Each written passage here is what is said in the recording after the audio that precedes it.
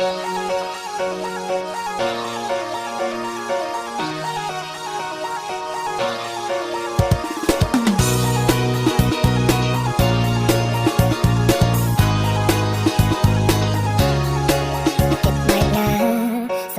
่งเธอสองสาគ្មានអារម្មណ៍ស្នេហាកុំយករឿងហ្នឹងមកលេងសើចអីយើងក៏មិនបានស្គាល់គ្នាហើយកុំមកយំយែកអី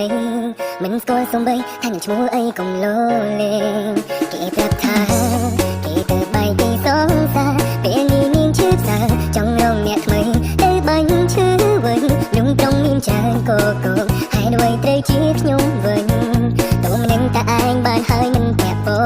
ន្ធមិនមែនជាតែហាទេមិនបានស្រឡាញ់គេទេជួយប្រាប់ខ្ញុំផងអារម្មណ៍នេះមិនមែនតែហា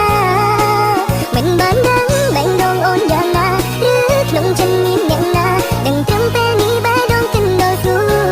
នតាមបែរដងរំនិយាយប្រាប់អូនមិនថាថ្ងៃនេះឬថ្ងៃណាពុំយើងត្រូវធ្វើដូចធម្មតាយើងត្រូវចាំបានដឹងខុសសន្យាថាហាមស្រឡាញ់គ្នាណាហាមនឹងហាមគិតមិនថាពេលបែបណាហាមស្រឡាញ់គ្នា